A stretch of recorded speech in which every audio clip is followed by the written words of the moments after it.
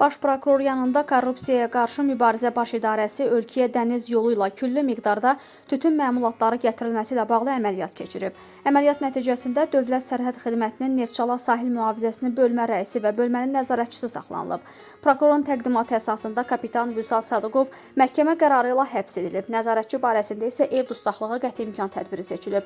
İş üzrə başqa saxlanılanların da olduğu bildirilib. Hələlik əməliyyat barədə rəsmi açıqlama yoxdur.